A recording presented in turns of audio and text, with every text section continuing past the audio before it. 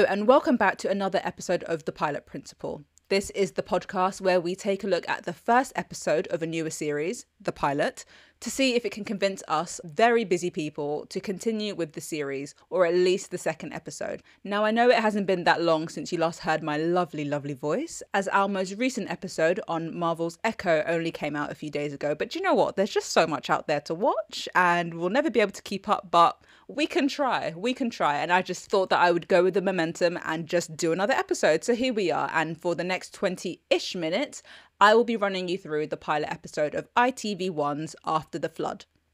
In order to fully analyse a pilot episode, we look at the story, characters, the pace, the potential series arc, the good, the bad, the funny, and the fell flat, and how all of that comes together to determine whether I will be continuing with the series and why, or why not, and why you might feel the same or disagree. I'm Jen, and this is the pilot synopsis for After the Flood as provided by ITV.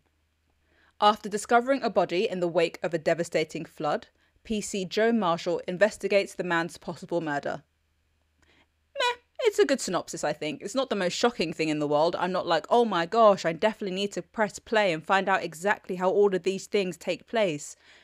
It's just factual, but hey, there's only so much you can do with 180 characters or less or whatever it is. Okay, let's move on to the credits, and I love the credits. I always go on and on about who directed it and who wrote it and who starred in it, so I will try to keep things as succinct as possible.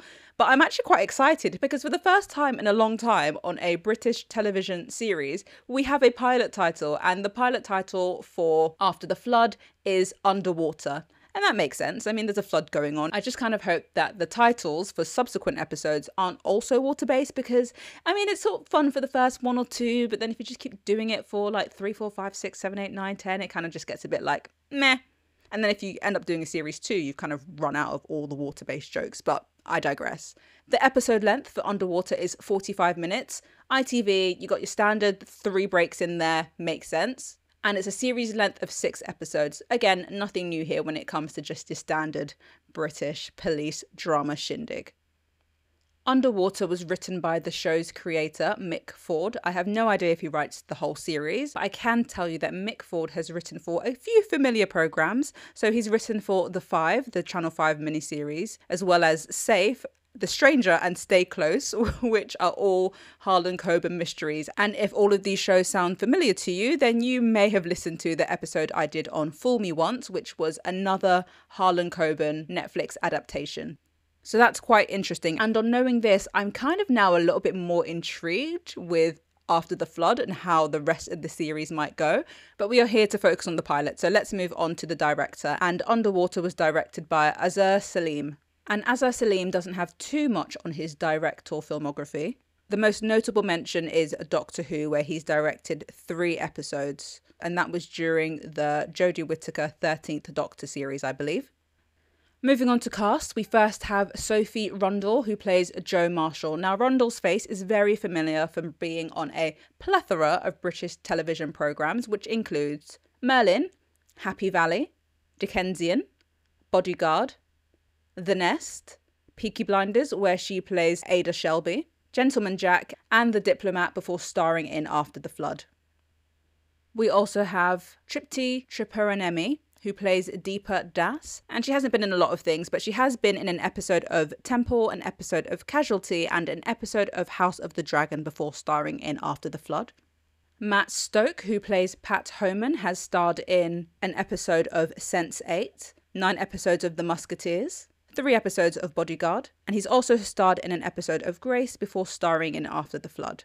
Lorraine Ashbourne plays Molly Marshall, and Ashbourne has starred in a lot of British television, but a few highlights include Silent Witness, Bridgerton, I Hate Susie, all before After the Flood. Right, 2 more to go. Firstly, Philip Glenister, who plays Jack, and Glenister will probably be familiar to a lot of people from his time on Life on Mars as DCI Gene Hunt, as well as Ashes to Ashes, where he played the same character. I have no idea why, because I have not watched either of these things, but I have heard of them, so that's definitely something. Personally, I know Glenister, not personally, from his time on Mad Dogs, and Mad Dogs is one of those shows that really stays with you. I cannot even begin to describe it or get into it right now, but all of a sudden you're on this crazy emotional journey, and I still feel sorry for all four of them, and that's all I can really say. I mean, the show ended in 2013, so it's been more than 10 years, and I still feel so bad for these characters. But moving on, finally we have Jonas Armstrong, who plays Lee, and Jonas Armstrong actually comes up a lot on the pilot principle. I mean, I'm not complaining about it, but I'm just saying, like, patterns be patterning. Armstrong, for me, always remains in my heart for starring in the BBC TV series Robin Hood, where he played the titular character. He has also starred in Prisoners' Wives, Edge of Tomorrow, the Tom Cruise Emily Blunt movie. He's also had roles in Line of Duty, Troy, Fall of a City, The Bay, The Drowning, and most recently Boat Story, which I've also done a pilot episode review on the pilot principle. And that is our principal cast. You can watch After the Flood on Wednesdays at 9 p.m. on ITV1, with episodes being released weekly. Now, in regards to what made me want to watch After the Flood, well, to be honest, I just saw that Sophie Rundell was going to be in it, and I thought, why not? I like her. I like some of the things she's been in. She's a good actress. And I'm trying to diversify outside of just the streaming services, you know, the Netflix, the Disney Plus, the Amazon Prime, and just make sure I'm staying grounded to my British television roots, you know? And also, I did like the idea of it being a rather topical issue, specifically surrounding the whole flood situation, because there has been a lot of floods happening in the north of England. And yeah, it's something that you see on the news. But as I always say, art dictates life. And sometimes putting these things in serialized dramas really helps get the message across. I mean, hey, look what's happening with Mr. Bates and the Postman. That's really brought the whole post office scandal to the front of everybody's minds, and everybody's talking about it. And it meant that those people were able to get some sort of justice after all these years. But that's a whole other discussion and topic. Okay, I think I did quite well for myself there. I don't think I rambled on too much when it came to the credits. But let's move on now to talk about the first 10 minutes. Now, I always look at the first 10 minutes because, in theory, this should get us to the point of the inciting incident. Now, that's the part in the story, any story, where the main character's life starts to change. So we see what their norm is, and then this thing comes along to push things in a whole other direction for them. The first 10 minutes should also hopefully give us a bit of backstory and hopefully just excite us and want us to continue watching beyond that point. So here's what the first 10 minutes of Underwater is looking like. A storm is raging. Trees are submerged and the police are in action. I didn't know this is what the police did in storms, but I'm about to learn today. They need to evacuate people, find people in danger and help them out because the river has burst its banks. Now, because the river has, been moving mad, they also can't get anywhere by car and they have to go on foot. So PC Joe Marshall and PC Deepa Das are on foot looking for people who need help, and they very quickly come across a woman with her baby who are trapped in the road with their car, which basically looks like they're in the middle of a river. Now, Joe doesn't waste any time in getting right up in there to try and get the woman and her baby to safety. But disaster strikes. The mother, who is getting her baby, who is in one of those car travel basket things in the back seat, well, she's getting the baby out of that, and then she somehow manages to slip, and then the basket thing sort of drifts off and is gone like Moses up the Red Sea or what have you. The woman is screaming, my baby, my baby, my baby. Of course, everyone's like, shit, what do we do? Then a man comes out of nowhere and he dives in to save the baby who is drifting down the river like, I don't know, baby bunting. But now both man and baby are in this road river and they slip underneath a 9-meter high car tunnel, but they make it to the other side where Joe manages to take the baby from the Good Samaritan. Unfortunately, she isn't able to help him in time and he slips away in the rushing water. The baby is reunited with its mother, and with the adrenaline wearing off, Joe unzips her jacket and we discover she's pregnant. Not gonna lie, was pretty obvious, but surprise for those who didn't see it coming. That's the first 3 minutes and I'm already stressed. We then get a nice lovely little intro that's kind of like we're looking into the body of water, where each ripple then transitions into a different scene, which kind of gives us a sense of the location for the show, which is north. And that is backed with a jaunty tune that kind of reminded me of Sanditon. Well, they're both ITV, so maybe they use the same composer. I don't know. It's quick, it's drippy, it's wet, it's done. We come back into After the Flood as Joe gets a call from her husband who chastises her for her risky moves. And to be honest, fair. There were two of them there. PC Joe Marshall was not alone. She had PC Deepa Das with her. So why didn't PC Joe Marshall stay with the mother while PC Deepa Das, who wasn't pregnant, go and try and capture the baby from the rushing river or wherever? I mean, I get she's the main character, but still. Moving on, the officers continue to evacuate, going door to door, checking if anyone is in danger. There is no news on the man who saved the baby, and Jo keeps replaying the scene of him slipping away in her mind. She shakes it off and continues on with the job at hand as we get a lovely but devastating bird's eye view of all the destruction that has taken place. And right on cue, on the first ad break, is the 10-minute mark. And as an intro, I have to say it was very intense and very gripping. You've got rain lashing, you've got water where there shouldn't be water, and you get a good scale of how crazy this all is because you see trees, like huge trees that are basically half submerged in water. You've got that 9-meter tunnel that is basically just completely filled with water as well. So you really get a good understanding of how destructive this latest flash flood has been for this town. Also in the intro, we're wondering what happened to the man who doesn't have a name at this point, but is played by Joe Armstrong. So we are wondering what happened to him. Will he live? Will he die? He's just been washed away. Will we ever see him again? We are also wondering a little bit about Jo and her relationship with her husband and this baby. I don't know, like the way he called to chastise her, it didn't quite sound loving to me. I'm sure it was loving, but like, why are you calling and yelling at me? Like, I'm at work, like, relax. I don't call and yell at you at work, but you know, fine, whatever. And finally, what's really good about this opening is that you feel bad. You feel bad for these fictional people because you know it's a real problem. You see people panicking, having to leave their homes, worried about their possessions, worried about their lives, worried about the people that they care for. And I think, yeah, all of that coming into that first 10 minutes puts you in a great position to have an emotional connection to the story. And the intro ends with a devastating shot of the extent of the damage as we see roads upon roads upon roads, partially submerged, cars submerged. And like the series title suggests, you can't help but think about what will be next for all the people, all of these lives after the flood. See what I did there? Okay, let's talk characters. And our main character is Jo Marshall, PC Jo Marshall. And the first thing to say about her is that she's nice. I don't think she's special, to be honest with you. And that's not a bad thing. I'm just saying right now, from where I'm standing at the other end of the pilot episode, I can tell you that Jo is nice and she's not special. Maybe that niceness will be her superpower at some point. But what's interesting is that we also learned that she's not going to be a PC for long. PC, I believe, is police constable, and they're the ones that wear a uniform. But that baby saving day is actually Jo's penultimate day going out on patrol as a PC because she's moving on to detective training as of Monday.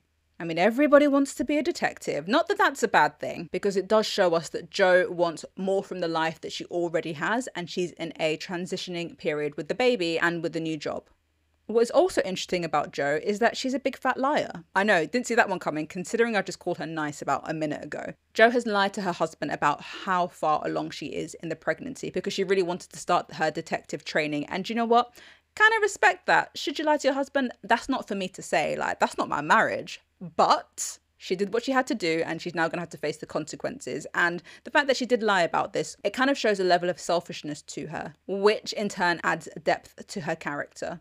And though I may respect the fact that she lied about her pregnancy because she really wants to be a detective, what I don't respect is her disregard for the rules. Okay, so here's what happens. As the synopsis suggests, Jo finds a body. The problem is that nobody can identify this body. Jo has the idea to take the John Doe's DNA and put it through one of those DNA services to see what matches come up. However, she is told explicitly that this would be illegal. So what does she do?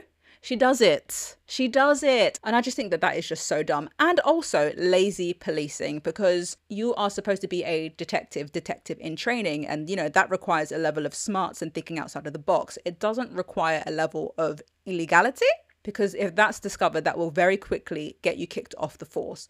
And as well, it kind of goes against what I am getting from her personality at this point. Like, yeah, she's a bit of a liar, but she's a nice person. I wouldn't have put her in the category of somebody who would very quickly abandon their morals to get an easy answer for an easy fix. So that's interesting. But overall, when it comes to Jo Marshall, I will say that she cares and we like her, and she shows a bit more personality the further into the episode that we get. She is clearly inexperienced, and we will, I suppose, find out if that's going to help her, i.e. finding a new perspective, hopefully a legal one, or hinder her in regards to maybe her having some sort of arrogance towards the job. After the flood, it's pretty much the Joe show. So we'll just sort of go through the cliff notes of the other characters that pop up quite frequently in the pilot episode. That would first be Molly Marshall, who is Joe's mother. She's a bit of an activist in the sense that this isn't the first flood that's happened in their town of Waterside, I want to say. This is what I mean. Too many water puns. Like, just call it something else. Anyway, this isn't the first flood that's happened here. And, you know, she's making posters about global warming and blaming the council for not having flood prevention things in place. And that's another thing, because she isn't a fan of the current councillor, she's thinking about standing for election. So that will be something to do with her storyline throughout the series, presumably. Her husband was also a police officer and died a few years back, and she worries about her daughter, A, because she's pregnant, B, because she's also on the force and that's where she lost her husband, and C, I don't know, because mothers worry in general, don't they? But what's quite lovely is that it's very clear from the beginning that Molly is automatically on Joe's side. And, you know, we love to see a bit of families getting along. Next, we have Pat Homan, who is Joe's husband. He is a police detective, so they work in the same building. And he definitely cares and worries about his prego wife, definitely. But for some reason, yeah, I don't like him. I don't like him. Am I supposed to? I don't quite know. I mean, he just needs to chill out a bit and leave her alone. Like, yes, she lied to him about how far along she was. You know, that's not good. He's got every right to worry about her. I'm not saying that. I don't think we get too much from him, to be honest. So maybe that's why I'm just not really drawn towards him. He just gives me sinister vibes. Or he's a bit cold. Sinister's a bit harsh. He just seems a bit cold to me, and I can't quite work out what his character is at this stage. But as I said, it's the Joe show. It's the pilot episode. Maybe that will come along. I already think he's the murderer, but that's just me based on absolutely nothing. Now, we don't get much from Glenister's character, who is a tractor farmer with one line, or Armstrong's character, who also has, I think, one line. However, he is the man who jumped in after the baby and Joe is deeming as a hero in her head, and she doesn't know what happened to him. However, it turns out he might not be the knight in shining armor after all, as we see him panic when he hears police sirens. And that's all we get from him in the pilot episode. So, Now, in regards to the antagonist, is it unfair of me to say the husband? No, I'm just kidding. I'm just kidding. Maybe the flood, but nature versus man. You can't really blame the flood for just, you know, doing what floods do. The weather is the weather. We don't know, so I guess we'll leave it at that. But possibly whoever murdered the man in the lift, which is the John Doe body that Joe comes across and then, you know, starts moving mad by putting his DNA into some sort of 23andMe type service. So antagonist for the time being, big fat question mark. And now it's time to take a breath and have a quick interlude to see what TV and film life is looking like beyond the pilot principle. First up, a quick highlight on books. I'm still reading Tomorrow and Tomorrow and Tomorrow by Gabrielle Zevin. Heck, I only did the other episode a couple of days ago. I haven't had time to finish it, okay? But I am making steady progress. I'm getting into the characters a bit more than I was when I last spoke about it, and I am interested to see how things end. I'm also simultaneously listening to Book Lovers by Emily Henry. I didn't really want to. Do you know what? When things are popular and you just don't want to like pop on that train, that's me. So I resisted for a very long time. But what I really like about listening to audiobooks is that I can just do it when I'm doing other things. So it doesn't feel like I'm dedicating that specific time to reading something that I either don't really want to read or I'm not sure I'm going to enjoy. So yeah, I'll just stick it on as I'm like cleaning up the house or going for a walk or doing my food shop. And I have to say, so far, I'm actually kind of enjoying it. It's made me laugh out loud a couple of times. So yeah, that's Book Lovers by Emily Henry. In regards to television, I finally finished The Last of Us. And you know what? It was good.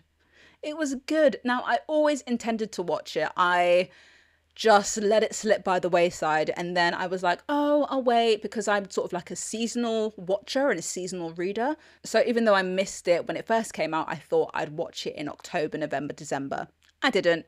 Watched it in January instead, had a great time. I Heart Joel. Obviously, the Bill and Frank episode is just as fantastic as everybody said it was. And Joel just protecting Ellie is just, Pedro Pascal. Anyway, also on the TV roster, I watched the pilot episode of Based on a True Story, which is I think it was out on Peacock and has recently come out in the UK on Sky Max or Sky Atlantic or something. And you know what? So far, meh. I really enjoy Kaylee Kuko. She's great. I've always liked her since her 8 Simple Rule days. Big Bang Theory, all good stuff. And I'm sort of really enjoying her sort of new frantic comedy characteristic energy that she puts in everything. So that's including the flight attendant. She completely moved mad in that, and I love to watch the chaos. It made me really anxious and I'm glad it wasn't me, but I enjoyed watching it. And Kuko also has a film that's recently come out on Prime Video called, I want to say, Roleplay. So with Roleplay, the flight attendant, and based on a true story, she's kind of just playing the same character. Like I said, I'm here for it. She also exec produces all of these things that she's in. But with based on a true story, after the pilot episode, I just thought, I don't know if I'll bother with episode 2. And finally, in regards to film, I watched Good Grief, which is a Netflix movie, which is directed by, I want to say, Daniel Levy. I've never seen Schitt's Creek, but David, I don't know what that means. But clearly I know enough people who do and just sort of say it. I really enjoyed the movie. Not quite sure what I'm going to letterboxd it, but it is about a man called Mark whose husband dies around the Christmas period. And then 1 year later, he finds out that his husband, who he's been grieving for all of this time, had intended to leave him. So it's dealing with this new revelation, grieving, but then grieving again, grieving for the loss of him, but also grieving for the loss of him that would have left him. He's got friends who are also going through their own thing. One of them, I don't really understand what they're going through, to be perfectly honest with you. But I really enjoy the mise-en-scène of the movie, which kind of gave me like 90s American rom-com vibes, while simultaneously giving me 90s British rom-com vibes. So it was a sweet movie. I enjoyed it well enough, and I wouldn't not recommend it. So there we go. I think that's a solid review. Before we head back to your regularly scheduled listening, don't forget to follow at Pilot Principle on Instagram and Twitter/X, where we can chat about the latest in film and TV and potentially books. Now, in terms of what I liked about Underwater, the pilot episode for After the Flood, there was something about the small townness of it all and the close-knit community that just felt really authentic. And I really also liked the family element to it, which kind of grounded it really nicely, which, I mean, British TV does really well. I mean, it kind of gives Happy Valley vibes. Basically, any police drama that's not set in London, that sort of quiet, quaint town, and when some sort of disaster strikes that impacts everybody there in a different kind of way. I'd also say it was a really easy watch. There were a few casual twists. I don't even know if you want to call it a twist, but I sort of liked that when Jo initially said it was her last day on the beat, I assumed she was going on maternity leave. Psych, she was actually going to detective training. I like when writing subverts expectations like that. And I know I already touched on the topicalness of it all, but I also thought that was good. It really just now sort of makes me think, you know, what are the government doing about the rising flood issues all over the UK? On the flippity flip side, in terms of what I didn't like, nothing too harsh, to be honest. I will say that I'm not quite catching the tone, maybe because I don't watch enough ITV drama, but for example, the music, really loved it, plinky plonky, kind of made me want to rewatch Poldark or Outlander or something, but it didn't feel like it quite matched. It's too happy, thoughtful, like I said, period-esque, and considering After the Flood is labelled as a thriller, I wouldn't call the composition that thrilling. Finally, again, not a negative, but I have a question on Jo's pregnancy. Specifically, what does it add to the story? Is it giving us a time frame? She's 7 months pregnant. I don't know how long until you have to go on maternity leave or what that means, but a baby is born after 9 months. That gives her 2 more months. I doubt the 6 episodes are going to span over 2 months, but I don't quite think it will get to the point of her, I don't know, holding a gun up at the murderer while her water breaks and the baby is coming right then and there. So, you know, was it just a way to make this pretty standard British TV police drama slightly more interesting? Give it some sort of hook to entice people to watching it? That's my question. Did they just do it for the plot? Now, before we get to the point of deciding whether or not we will be continuing with After the Flood, here's a reminder of the synopsis. After discovering a body in the wake of a devastating flood, PC Joe Marshall investigates the man's possible murder. The writing of the pilot episode wasn't bad. Realistic, northern, no complaints. The setting was relatively nondescript, small Yorkshire town. I kind of almost wish that the weather was a character, which is so cliche, but I kind of like stuff like that. Yes, it was like this big lashing, battling thing at the top of the episode, but will it come back again? I kind of miss her. Which leads me cleanly on to the pace. It was a really good opening, gripping. I was like, oh my gosh, what's going to happen next? Putting a baby at the center of it all? Wild, wild. I was fearing for that baby's life like it was my own. Like, that was really, really well done. It did slow down after that point, but again, not a bad thing. And it goes to show that if they can have that level of heightened intensity, perhaps they will replicate that again. Thinking about the serial arc, obviously there is a murder, so we're wondering who done it and who is this John Doe, the victim. Also, when trying to put names to faces, who is this potential hero, the man who saved the baby from the water? Why was he so scared of the police? How was he going to circle back and knit into everything? Was he the murderer of the mysterious man in the lift? I don't know. You don't know. We'll see. Also, what Jo did was illegal. She knew it was illegal when she did it, and she done did it anyway. How is that going to play out over the course of the series? And of course, she's with child. Will the baby be dropping 2 months early? All solid questions, which is exactly what we need when we get to the end of the pilot episode, when we start thinking about how the rest of the series will unfold. But specifically with the end of episode Hook, which should convince us whether or not to watch at least the second episode. Through her illegal antics, Jo has in fact discovered a relative of the mysterious lift man. And according to the person she speaks to over the phone, he died 5 years ago. So what the absolute F? Who is this man in the lift? Why does he have the DNA of someone who died 5 years ago? Is the person over the phone lying? Also, who is she going to tell? I mean, she's obligated to say something about this. Is she going to lie through her teeth about how she came across this information? Is she going to have to admit what she's done? If she does, is she going to get suspended? Is she going to get fired? Is someone going to help her cover it up? All these questions, which will hopefully have answers provided for in the second episode. That is, of course, if you end up getting that far, because now it is that time to ask the only question that counts. Will I be continuing with After the Flood? Pause for dramatic effects. Yes. Bet you didn't see that coming, did you? Well, my reasons for continuing is relatively simple, and that's the fact that the end of episode hooked me. It hooked me and is dragging me into episode 2. I want to know if Jo's going to confess or if she's going to get in trouble for what she did. I want to know why this mysterious lift man may or may not have allegedly died 5 years ago. I've got questions that I kind of want the answers to, and I kind of want the answers to them now or next week, Wednesday. Of course, as well as that, I enjoyed the small town setting, the topical issues surrounding flooding in northern parts of the country. And Jo isn't annoying, and sometimes from a main character, all you need is someone that isn't going to piss you off. But that, of course, is just me. So if you prefer your police dramas a little more gritty and action-packed and thrilling when they do call themselves thrillers, then perhaps After the Flood is not going to be for you.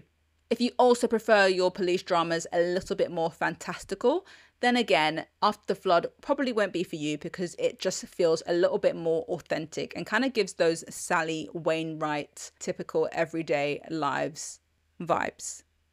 Now, in terms of a pilot score, I think I'll be giving Underwater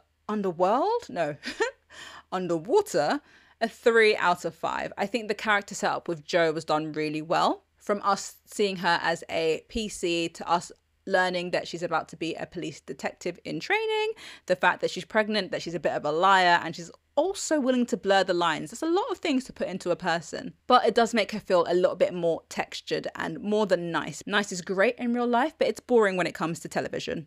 I also think the other plot threads, the B plot, the C plot, the D plot, were integrated really well in the pilot episode. So that's, for example, Jo's mum Molly thinking about running for council, the fact that Jo is pregnant and how that's going to affect her job and her marriage. We've got this mysterious hero who may not be a hero at all. And of course, we've got Jo's illegal activities, which, again, I just really don't understand why she went that far. She went so far so quickly. Like, she didn't even try. She didn't even try to find any other way to discover who that John Doe was, like at all. She had this one idea and she just leapt off the building with it. It was so stupid.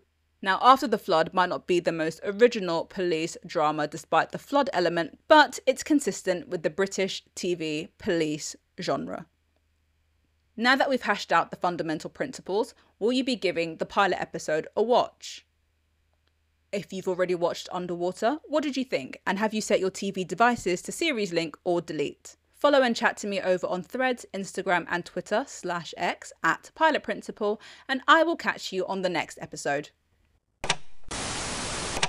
Aww.